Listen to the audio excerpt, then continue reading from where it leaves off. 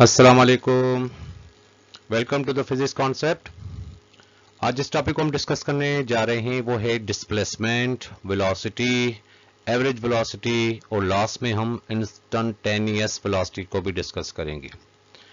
ये थोड़ा सा कंफ्यूजन वाला टॉपिक है, फिर बाद में इंशाल्लाह इसको भी अच्छी तरह से हम क्लियर जो है वो कर लेंगे। ठीक है, तो ध्यान से देखिएगा, ध्यान से इसको अंडरस्टैंड कीजिएगा, वीडियो को एंड तक लाजमी देखिएगा ताकि आपका पूरा कॉन्सेप्ट जो है वो क्लियर हो जाए। चैनल को लाइक और सब्सक्राइब भी जरूर करें। Thank you. चलें स्टार्ट करते हैं टॉपिक को। सबसे पहले हम बात करेंगे डिस्प्लेसमेंट की। डिस्प्लेसमेंट हम प्रीवियस क्लासेस में डिस्टेंस और डिस्प्लेसमेंट को हम डिस्कस कर चुके हैं। सिंपली डिस्टेंस क्या होता है? The path covered by a body in any direction. लेकिन जब हम डिस्प्लेसमेंट की बात करते हैं तो हम इसको क्या कहते हैं? The shortest possible distance between two points in a particular direction. ये प्रीवियस क्लासेस में हमने इसकी डेफिनेशन इस तरह से पढ़ी थी। अब जाके हम यहाँ पे थोड़ा सा इसको वेक्टर फॉर्म में हम इसको डिस्कस करेंगे, तो देखें कि इसका कॉन्सेप्ट क्या है, किस तरह से हम डिस्प्लेसमेंट को देखते हैं। अब सिंपली क्या है? When a body moves from one position to another, क्योंकि डिस्प्लेसमेंट के अंदर दो पोजीशन होती हैं, that is position A and position B. आप पोजीशन एक्स कहें, x1 कहें या x2 कहें या a कहें या b कहें, एक ही बात है। The change in its position, अब उसकी पोजीशन में अगर चेंज आ रहा है, इज कॉल्ड डिस्प्लेसमेंट। तो उसको हम क्या कहते हैं? इसको हम डिस्प्लेसमेंट कहते हैं। वी नो दैट डिस्प्लेसमेंट क्या होता है? डिस्प्लेसमेंट एक वेक्टर क्वांटिटी होता है। ठीक है, अब हमें वहां पे इस चीज का भी हमें पता लगाना पड़ेगा कि जो हम डिस्प्लेसमेंट कह रहे हैं can be represented the vector that describe how far and what direction the body has been displaced. मतलब कितना दूर वो बॉडी जा रही है और वो किस डायरेक्शन में जा रही है, क्योंकि डिस्प्लेसमेंट वेक्टर क्वांटिटी है इसलिए हमें डायरेक्शन की जरूरत पड़ेगी। ठीक है, तो सबसे पहले हम देखते हैं इसको वेक्टर फॉर्म में हम किस तरह से इसको देखते हैं। तो यहाँ पे हम एक रेक्टेंगुलर कंपोनेंट्स यहाँ पे बना लेते हैं, दैट इसको आप X axis and Y axis आप कहते हो। यहाँ पे हमने एक वेक्टर ड्रॉ कर लिया, यहाँ पे हमने एक दूसरा वेक्टर ड्रॉ कर लिया, इसके बाद ये हमने इसका रिजल्टेंट भी मालूम कर लिया। ठीक है, इसको हमने, ये जो आपके पास वेक्टर है इसको हमने पोजीशन वेक्टर का नाम दे दिया, जैसे r1, क्योंकि पोजीशन वेक्टर को हम r से डिनोट करते हैं। इसी हिसाब से r2 यहाँ पे दूसरा पोजीशन वेक्टर है। इसके बाद अगर यहाँ पे हम देखें according to head to tail rule के हिसाब से कि ये दो वेक्टर्स हैं, उनका रिजल्टेंट ये है। रिजल्टेंट हम कैसे मालूम करते हैं? हेड टू टूल क्या होता है? टेल, मतलब फर्स्ट वेक्टर का इसका टेल हम यूज करेंगे, इसके रिजल्टेंट के साथ हेड वाला हम यूज करेंगे, और हेड आपका यूज होगा सेकेंड वेक्टर के साथ। ठीक है, तो ये चीज क्या कहलाएगी? ये चीज इसका चेंज कहलाएगा, इस डिस्प्लेसमेंट का चेंज कहलाएगा। ठीक है, वो चेंज आपका कैसे आएगा? फर्स्ट करें, यहाँ पे हमारे पास पॉइंट ए है और यहाँ पे हमारे पास पॉइंट बी है। ए और बी का जो डिफरेंस होगा वो भी ए बी के बराबर होगा। ठीक है, एक यहाँ पे हमने दूसरा पाथ भी बनाया है जो आपका कर्व्ड पाथ है। अब यहाँ पे देखते हैं कि किस तरह से हम इस चीज को अंडरस्टैंड कर लेते हैं। ठीक है, इफ r1, अब यहाँ पे क्या है? If r1, this is r1 is the position vector of A की पोजिशन वेक्टर, यहाँ पे इस ए को जो हमने इस वेक्टर को नाम दिया, ए की जो पोजिशन है वो क्या है? वो r1 है। And r2 is the position vector of B, r2 position vector है किसका? बी का। Then by head to tail rule can be seen in figure, तो यहाँ पे हेड टू टेल रूल के हिसाब से हमने क्या मालूम किया? ये इसकी हमने पोजीशन मालूम की, from position A to position B. Displacement को हम डी से डिनोट करते हैं। अब डी जो होगा वो डी क्या होगा? D is equal to r2 minus r1, क्योंकि यहाँ पे जो आपको डिफरेंस मिलेगा, जो चेंज इन पोजीशन आपकी होगी, वो किसके इक्वल होगी?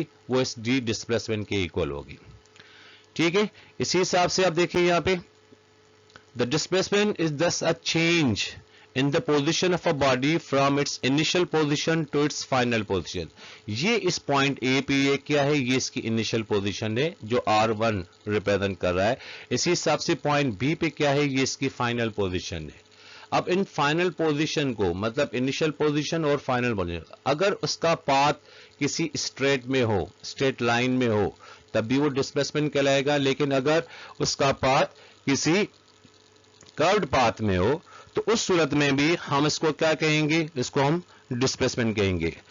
तो स्ट्रेट लाइन का जो डिस्प्लेसमेंट होगा वो कोइंसाइड होगा with the path of motion, with the path of motion. ये वाला इसका मोशन वाला पाथ है, तो इस हिसाब से हम इसको क्या कहते हैं, इसको हम डिस्प्लेसमेंट कहते हैं। तो सिंपली डिस्प्लेसमेंट क्या हो गया आपके पास, डिस्प्लेसमेंट दस a change in the position of a body from its initial position to its final position. तो ये पूरा कॉन्सेप्ट क्या है, ये डिस्प्लेसमेंट का कॉन्सेप्ट है आपके पास। अब आते हैं नेक्स्ट चीज की तरफ, इसको हम कहते हैं एवरेज वेलोसिटी। एवरेज वेलोसिटी को डिस्कस करने से पहले अगर हम सिंपल सिर्फ वेलोसिटी की हम बात करें, तो वेलोसिटी में प्रीवियस क्लासेस में हमने क्या पढ़ा था, the time rate of change of displacement. Displacement change हो रहा है विथ रेस्पेक्ट टू टाइम, उसको हम क्या कहते हैं, उसको हम वेलोसिटी कहते हैं। Therefore time rate of change of displacement is known as velocity. Its direction is along the direction of displacement. Velocity की जो डायरेक्शन होती है वो along the direction of displacement, मतलब जिस साइड में आपका डिस्प्लेसमेंट होगा, जो डिस्प्लेसमेंट की डायरेक्शन होगी वही डायरेक्शन किसकी होगी, वही डायरेक्शन आपकी उस वेलोसिटी की भी होगी। ठीक है, ये तो हो गया हमारे पास सिंपल सिर्फ वेलोसिटी की डेफिनेशन। अब आते हैं एवरेज वेलोसिटी के ऊपर। तो एवरेज वेलोसिटी को हम किस तरह से डिफाइन करेंगे, if d is the total displacement from point A to point B, ये क्या है, ये इसका total displacement. If d is the total displacement of the body in time t, then its velocity is called average velocity. इसका मतलब है कि total displacement upon total interval of time किस चीज को रिप्रेजेंट करता है, वो रिप्रेजेंट करता है एवरेज वेलोसिटी को। v के साथ हमने av लगा दिया, av का मतलब है एवरेज वेलोसिटी। एवरेज वेलोसिटी क्या होगा, इज इक्वल टू ये d यहाँ पे टोटल डिस्प्लेसमेंट को रिप्रेजेंट कर रहा है और t यहाँ पे क्या है, ये इसका टोटल टाइम इंटरवल है। तो total displacement upon total time represent करता है किस चीज को, इसकी एवरेज वेलोसिटी को। ठीक है, तो एवरेज वेलोसिटी में हमने देखा कि total displacement upon total interval of time होगा। अब अगर मैं इसको यहाँ पे हम देखें कि जो मोशन है बिटवीन पॉइंट ए और बी के दरमियान, द पाथ में बी स्ट्रेट आर कर्व।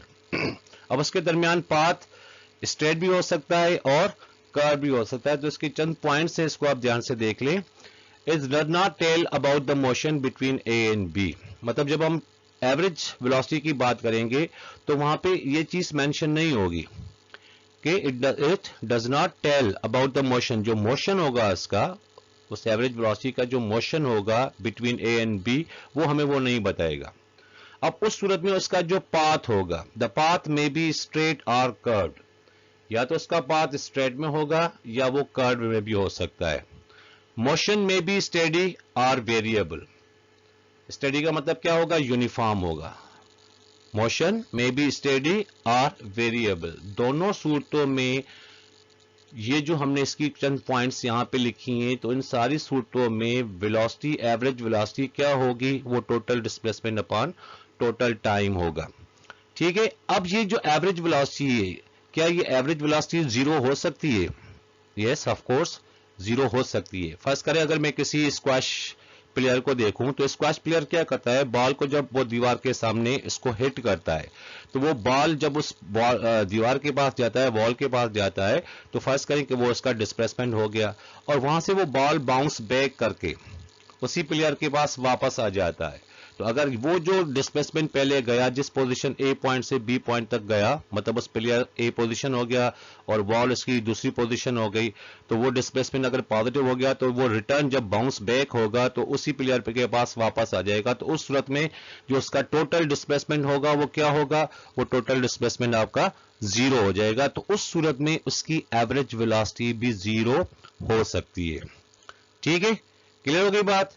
तो यहां पे इसको हम कहते हैं the total displacement of the body in time t, then its velocity is called its average velocity. तो एवरेज वेलोसिटी को हम इस तरह से रिप्रेजेंट करते हैं। अगर इसके यूनिट की बात की जाए तो डिस्प्लेसमेंट हो या डिस्टेंस हो तो इसको हम मीटर्स के अंदर मेजर करते हैं और टाइम को हम सेकेंड के अंदर। तो मीटर पर सेकेंड क्या होगा, is the unit of average velocity. चाहे वेलोसिटी कोई भी हो, एवरेज हो, यूनिफॉर्म हो, वेरिएबल हो, सबका यूनिट कौन सा होगा, वही मीटर पर सेकेंड होगा।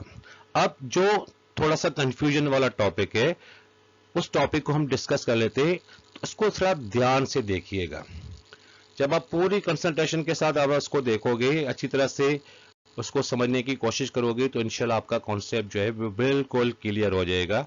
देखिए ध्यान से। अब क्या है इंस्टेंटेनियस वेलोसिटी? इंस्टेंट का मतलब क्या होता है? एक लम्हा। वो लम्हे की वेलोसिटी क्या होगी, किस तरह से होगी, किस तरह से हम इसको डिफाइन करेंगे? अब सिंपली अगर हम इसको देखें कि इसकी डेफिनेशन या हम इसको किस तरह से डिफाइन करते हैं, the rate of change of position, आप पोजीशन कहें और डिस्प्लेसमेंट कहें, एट एनी इंस्टेंट, किसी भी इंस्टेंट के ऊपर, किसी भी पॉइंट के ऊपर, ऑफ टाइम, मतलब वो instant of time is known as instantaneous velocity. Change हो रहा है किसके अंदर? डिस्प्लेसमेंट के अंदर। ये वही चीज है जो हमने एवरेज वेलोसिटी के अंदर पढ़ी, ठीक है। क्या है डिस्प्लेसमेंट के अंदर? क्या आ रहा है? चेंज आ रहा है एट एनी इंस्टेंट, किसी इंस्टेंट के ऊपर, किसी लम्हे के ऊपर, ऑफ टाइम। जाहिर सी बात है अगर डिस्प्लेसमेंट में चेंज आएगा तो उसके साथ साथ उसके टाइम के अंदर भी चेंज आ जाएगा, ठीक है। तो उस सूरत में अब आप देखें कि यहां पे हमने एक पोजीशन यहां पे बना ली, पॉइंट ए के ऊपर हमने पोजीशन बना ली, मतलब ये पॉइंट ए से लेके पॉइंट बी तक जाए, ये चेंज इन डिस्प्लेसमेंट है from initial position to final position. अब यहां पे हमने ये दो लाइंस मैंने बनाई हैं, इसका मतलब है कि इसके बीच वाला जो पाथ आपको नजर आ रहा है, छोटा सा पाथ आप नजर आए, ये भी क्या है? ये भी चेंज इन डिस्प्लेसमेंट है। अब इसको कवर करने के लिए जाहिर सी बात है कुछ टाइम भी तो उसको लगेगा ना, तो टाइम में भी क्या आएगा? टाइम में भी चेंज आ जाएगा। अगर मैं इसकी बात करूं कि स्टार्टिंग में ये यहां तक इतने इसका डिस्टेंस जो है वो डिस्प्लेसमेंट जो है वो कवर कर लिया है, उसमें आपका जो टाइम इंटरवल होगा वो वेरी वेरी स्मॉल होगा, क्योंकि इसका जो चेंज है यहां पे, जो इसका चेंज है वो चेंज भी बहुत ही छोटा है। जाहिर सी बात है जितना चेंज छोटा होगा डिस्प्लेसमेंट का, उसका टाइम इंटरवल भी उतना ही छोटा होगा। अगर यही पोजीशन हम यहां पे बना लें, एक पोजीशन हमने यहां पे बना ली, एक लम्हा हमने यहां पे बना, एक इंस्टेंट हमने यहां पे बना लिया, दूसरा इंस्टेंट हमने यहां पे बना लिया है। अब आप देखें कि यहां के इसके अंदर भी छोटा सा चेंज आपको नजर आ रहा है। अब इस चेंज में इस पॉइंट से लेके इस पॉइंट तक इसमें चेंज, क्योंकि दो पॉइंट्स के दरमियान है तो जाहिर सी बात है ये चेंज हो जाएगा। अब उसमें टाइम इंटरवल भी चेंज होगा, तो यहां पे इतना, मतलब ये जो डिस्प्लेसमेंट है, जो इसका चेंज है, वो इतना उसका डिफरेंस छोटा है, या इसका डिफरेंस इतना छोटा है कि उस सूरत में उसकी टाइम की जो लिमिट होगी वो टेंड्स टू 0 के बराबर हो जाएगी। मतलब जहां पे ये चेंज आ रहा है, इस पोजीशन पे अगर ये चेंज आ रहा है तो चेंज बहुत ही छोटा है। भाई फर्ज करें, अगर आपको ये समझ में नहीं आ रहा, मैं आपको एक और एग्जांपल दे देता हूं। फर्ज करें कि सुबह सुबह आप जब स्कूल के लिए तैयार होते हो तो आपके पास भी कुछ एक डिस्टेंस होता है, एक डिस्प्लेसमेंट होता है जो आप कवर करके अपने स्कूल की तरफ जाते हो, ठीक है। अगर आपको फर्ज करें स्कूल को देर हो रही है, तो जब आप घर से निकलते हो तो स्कूल के लिए निकल जाते हो, अब ऐसे चले जाते हो, फिर आप टाइम को देखते हो कि टाइम थोड़ा सा रह गया है, अगर मैं स्कूल लेट से पहुंचूंगी और स्कूल का गेट जो है वो बंद हो जाएगा, तो उस सूरत में आप क्या करते हो? अगर आप गाड़ी पे हो तो उस गाड़ी की स्पीड आप बढ़ाओगे, ज्यादा करोगे। अब जो बढ़ाई, जो चेंज आ गया, पहले आप स्लो जा रहे थे, आहिस्ता आहिस्ता जा रहे थे, फिर आपने देखा कि टाइम वेरी शॉर्ट है, बहुत ही कम है, हमने क्या करना है? गाड़ी की स्पीड और बढ़ानी है। थोड़ी देर के बाद फिर आगे तक पहुंचती हो, फिर अभी कुछ डिस्टेंस बाकी है, तो उस सूरत में कहते हो कि अभी टाइम और थोड़ा सा बच गया है, तो हमें उस गाड़ी की और स्पीड बढ़ानी है। अब जहां पे आप चेंज कर रहे हो, उस गाड़ी की स्पीड चेंज कर रहे हो, बढ़ा रहे हो, वो लम्हा होता है, वो इंस्टेंट होता है जहां पे वो चेंज आ रहा है। अब उस चेंज में उसका जो टाइम इंटरवल होता है वो वेरी स्मॉल होता है, बहुत ही छोटा होता है।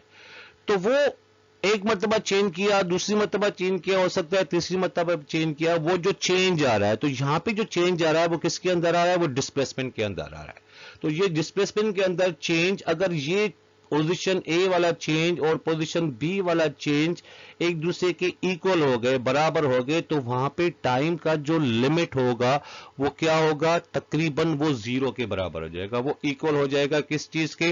वो 0 के इक्वल हो जाएगा। एक और एग्जांपल देख लें इसको पूरा क्लियर करने के लिए। यहाँ पे हमने एक सरफेस बनाया, मतलब अर्थ हमने बनाई हुई है, ठीक है। अर्थ की ग्रेविटी क्या होती है, डाउनवर्ड होती है। अब अगर ऊपर से मेरे पास एक बॉल है, अगर मैं बॉल को ऊपर से यहाँ पे रिलीज कर रहा हूं, इस पोजीशन से अगर मैं बॉल को यहाँ पे रिलीज कर रहा हूं, ये देखिए ये मेरे पास बॉल है, ठीक है। बॉल जो है वो नीचे की तरफ जाएगा, जाहिर सी बात है इसकी एक्सेलेरेशन क्या होगी, डाउनवर्ड होगी, क्योंकि कहते हैं ना acceleration due to gravity. Acceleration क्या होगी, एक्सेलेरेशन डाउनवर्ड होगी। अब जब डाउनवर्ड होगी तो हमें यह भी पता है कि एक्सेलेरेशन किस तरह से प्रोड्यूस होती है, due to change of velocity की वजह से। भाई जब वेलोसिटी चेंज होती है तभी एक्सेलेरेशन प्रोड्यूस होती है ना। अगर मैं कहूं यहाँ पे एक्सेलेरेशन अपना वेलोसिटी जो है वो यूनिफॉर्म है, एक ही हिसाब से वो आ रहा है नीचे की तरफ, तो वहां पे तो एक्सेलेरेशन तो फिर जीरो हो जाएगी। तो यहाँ पे क्या हो रहा है कि बॉल अगर स्टार्टिंग पॉइंट इसकी ये इनिशियल पोजीशन अगर ये यहाँ से इसकी वेलोसिटी क्या है, वी आई है, वी आई से V2 तक पहुंचने में जाहिर सी बात है उसको क्या होगा, एक चेंज इसमें आ जाएगा। और वो जो चेंज होगा उसका जो टाइम इंटरवल होगा वो वेरी स्मॉल होगा, स्मॉल इंटरवल ऑफ टाइम के अंदर इसके अंदर जो है वो चेंज हो रहा है। क्योंकि वेलोसिटी जब आप बढ़ा रहे हो तो जब बढ़ाओगे जाहिर सी बात है इस पोजीशन से इस पोजीशन आहिस्ते आहिस्ते इसकी वेलोसिटी क्या हो जाएगी, इंक्रीज हो जाएगी। मतलब इस डिस्प्लेसमेंट में इसकी वेलोसिटी कुछ और होगी, इस डिस्प्लेसमेंट के अंदर इसकी वेलोसिटी कुछ और होगी, यहां तक पहुंचते उसकी वेलोसिटी आहिस्ते आहिस्ते क्या हो जाएगी, बढ़ती जाएगी, वो फाइनल वेलोसिटी तक जाके पहुंचेगा। तो उस सूरत में ये जो चेंज आ रहा है उस चेंज के अंदर जो टाइम इंटरवल है वो वेरी स्मॉल है, इतना स्मॉल है कि टाइम इंटरवल इतना स्मॉल है कि उसकी लिमिट जो है वो टेंड्स टू जीरो के इक्वल आ रहा है। अब इसको हम किस तरह से लिखेंगे, तो v इंस्टेंट मतलब velocity instantaneous is equal to, simple formula तो हमारे पास वही है डिस्प्लेसमेंट का, तो डिस्प्लेसमेंट कहां से, from point B to A, क्योंकि डिफरेंस हम इस तरह से मालूम करते हैं, डिवाइडेड बाय डेल्टा टी। तो यहां पे हमने क्या देखा था, the rate of change of position or displacement at any instant, ये वाला इंस्टेंट हो गया या ये वाला इंस्टेंट हो गया या ये वाला इंस्टेंट हो गया या ये वाला इंस्टेंट होगा, जहां पे वो उसको चेंज आ रहा है, चेंज स्मॉल चेंज होगा, हमें पता भी नहीं चलेगा कि इसके अंदर वो चेंज आ गया है। तो उस हिसाब से हमें उस वहां पे टाइम का भी हमें पता नहीं चलेगा कि इसके अंदर कितना टाइम आपको वो लगा है। तो टाइम की जो वहां पे लिमिट होगी वो क्या होगी, वो तकरीबन जीरो के इक्वल होगी। तो यहां पे आप इसको किस तरह से लिखोगे, instantaneous velocity is equal to time limit, limit किसकी, डेल्टा टी की, जो चेंज इन टाइम है, tends to zero, that is delta t, delta d. Delta का मतलब क्या होता है, चेंज आना, किसके अंदर, उसके डिस्प्लेसमेंट के अंदर भी चेंज आ रहा है, उसी के साथ साथ उसके टाइम के अंदर भी चेंज आ रहा है। We know that delta t क्या होगा, T2 माइनस T1। तो यहां से लेके अगर यहां से लेके यहां तक जो चेंज आ रहा है, तो यहां पे अगर T1 है तो यहां पे क्या होगा, T2 होगा। इन दोनों के दरमियान एक स्मॉल चेंज है, टाइम इंटरवल भी स्मॉल है, तो dt is equal to T2 minus T1। तो यहां पे अगर इसका डिफरेंस मालूम करेंगे तो वो डेल्टा टी टेंड्स टू किसके इक्वल होगा, वो जीरो के इक्वल हो जाएगा। तो ये इस तरह से हम इस इंस्टेंटेनियस वेलोसिटी को डिफाइन करते हैं कि इस तरह इसका कॉन्सेप्ट कुछ इस तरह से, जो स्मॉल चेंज आ रहा है वहां पे टाइम की लिमिट क्या है, टाइम की लिमिट जीरो है। तो इस चेंज को हम क्या कहते हैं, इंस्टेंटेनियस वेलोसिटी। ठीक है, उम्मीद है आपको टॉपिक जो है अच्छी तरह से समझ